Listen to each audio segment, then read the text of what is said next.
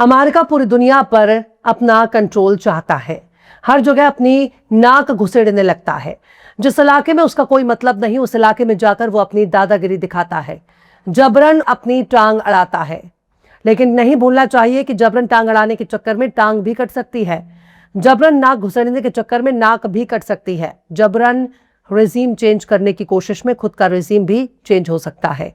America जो काम दूसरों के साथ करना चाहता था, वो काम अब उसके साथ ही हो रहा है और सब कुछ अपने आप हो रहा है। जिस अमेरिका ने ईरान में टांग अड़ाने की कोशिश की, उस अमेरिका की अपनी टांग कट चुकी है। ईरान पर हमला करके अमेरिका ने मिडिल ईस्ट में मौजूद अपने तमाम के तमाम मिलिट्री ठिकानों को बर्बाद कर दिया, अपने फौजियों को मरने के लिए मजबूर कर दिया। बड़ी ऊंची नाक लेकर अमेरिका ईरान पर हमले के लिए गया था, लेकिन खुद पिटकर चला आया। खुद ही सीज़फायर चिल्ला रहा है। सलाम, नमस्ते, सत श्री अकाल। मैं हूं आपके साथ अर्चना मिश्रा और आप देख रहे हैं टाइम्स मेल। अमेरिका हॉर्मुज में अपनी छाती चौड़ी करके पहुंचा था। हॉर्मुज में ईरान का कब्जा हटाने के लिए गया था। कह रहा था कि हम हॉर्मुज को आजाद कराएंगे, पर हॉर्मुज को ईरान से आजाद ना करा सका। खुद अपनी नाक कटवा कर बैठा।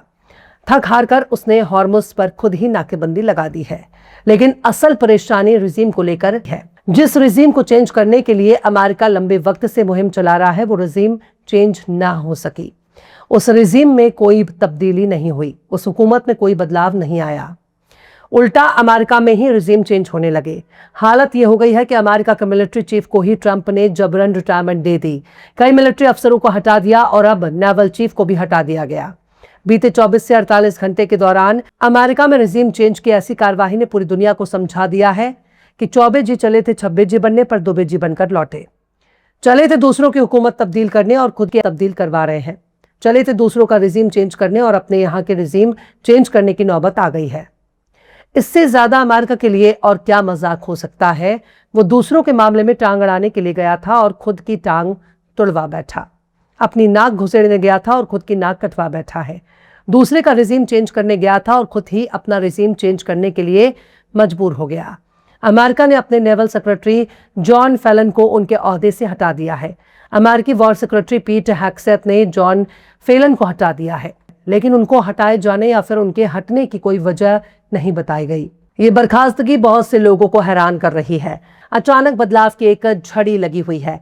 अमेरिकी मीडिया आउटलेट्स एक्सियोस को एक जानकार ने बताया है कि जॉन फेलन को यह समझ में नहीं आया कि वो बॉस नहीं है, उनका काम दिए गए हुक्म को मानना था। यानी जॉन फेलन यस बॉस वाला काम नहीं कर रहे थे। ट्रंप ने उनको एक रबर स्टैंप की तरह यूज करना चाहा और वो चाहते थे कि ऊपर से जो हुक्म दिए गए हैं उसे ही नेवल चीफ को मान लेना होगा। लेकिन नेवल चीफ अपने मन मुताबिक ही काम कर रहे थे। जॉन फेलन और डोनाल्ड ट्रंप के दरमियान अच्छे ताल्लुकात की खबरों के बावजूद ट्रंप और फेलन के दरमियान डायरेक्ट बातचीत के मामले में भी तनाव हो गया।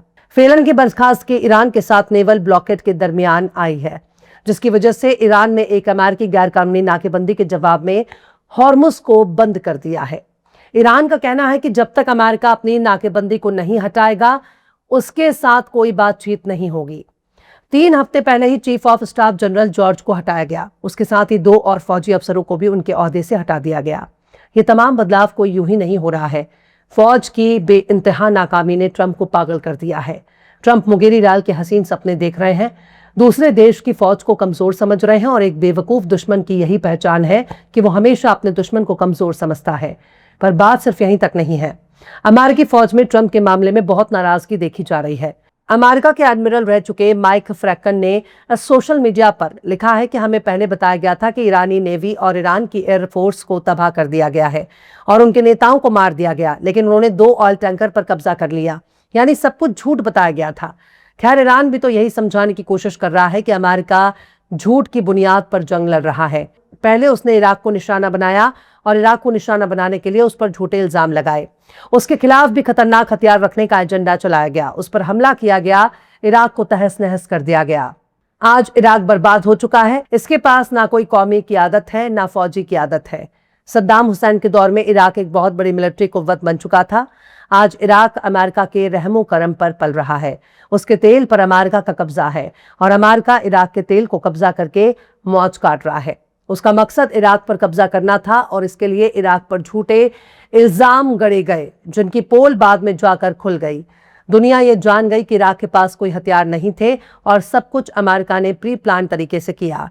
ईरान पर हमले के लिए भी अमेरिका ने न्यूक्लियर प्रोग्राम को बहाना बनाया। कहा ईरान परमाणु हथियार बना लेगा और परमाणु हथियार ना बना सके इसलिए उस पर हमला किया जाना जरूरी था, जबकि ईरान शुरू से ही परमाणु हथियारों के खिलाफ रहा है। ईरान के खिलाफ एक्शन लेने वाला अमेरिका दुनिया का एकमात्र ऐसा मुल्क है जिसने खुद न्यूक्लियर वेपन का इस्तेमाल किया, जबकि पूरी दुनिया में 9 मुल्कों के पास परमाणु हथियार मौजूद है। किसी ने भी आज तक उसका इस्तेमाल नहीं किया, सिर्फ अमेरिका ने इस्तेमाल किया। लेकिन अमेरिका अब ये तय करना चाहता है कि किसके पास परमाणु हथियार रहेंगे और किसके पास परमाणु हथियार नहीं रहेंगे। सबसे पहले तो उसी अमेरिका से हथियार छीने जाने चाहिए, क्योंकि उसने जापान पर परमाणु हथियार गिराकर वहां की इंसानी तारीख को तहस नहस कर दिया। खुद ही दुनिया के लिए सबसे बड़ा खतरा है और दूसरों को परमाणु हथियार के नाम पर डराता है। ईरान के खिलाफ एजेंडा चला रहा था और उसी एजेंडे के तहत ईरान पर हमला किया गया, और जब ईरान उन पर भारी पड़ गया तब ये सीज़फायर चिल्लाने लगे। यानी आए थे जंग लड़ने, और फिर जब ये जंग जी का जंजाल बन गया तो इस जंग से अपना नाता तोड़ने के लिए अमेरिका शोर मचाने लगा। रूस से लेकर चीन तक सबके हाथ जोड़ लिए, कतर से लेकर तुर्की के आगे नाक रगड़ ली, लेकिन फिर भी काम नहीं बना। आखिर में पाकिस्तान की मदद से सीज़फायर कराया गया और इस सीज़फायर के लिए भी ईरान तैयार नहीं है। काफी कोशिश करके अमेरिका ने ईरान को इस्लामाबाद लाने की कोशिश की, लेकिन ईरान ने बातचीत से ही इनकार कर दिया और जाहिर कर दिया कि वो अमेरिका की दादागिरी के आगे नहीं झुकेगा। जो करना है अमेरिका कर सकता है। ईरान भी हमले के लिए तैयार है। ईरान भी अमेरिका के किसी भी हमले का मुंह तोड़ जवाब देगा। ईरान को अमेरिका डील के लिए मजबूर करना चाहता है और मजबूर करने के लिए ही सीज़फायर जब लागू हो गया तो वो हॉर्मुज़ में नाकेबंदी लाकर बैठ गया। यानी ईरान के बंदरगाहों पर कोई जहाज न आएगा, ना वहां से कोई जहाज जाएगा।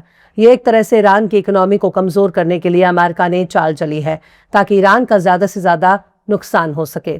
अमेरिका का कहना है कि जब तक ईरान डील के लिए तैयार नहीं होगा तब तक वो नाकेबंदी लगाकर बैठा रहेगा, जबकि ईरान का कहना है कि जब सीज़फायर हो गया था तो नाकेबंदी लगाने की जरूरत क्या थी।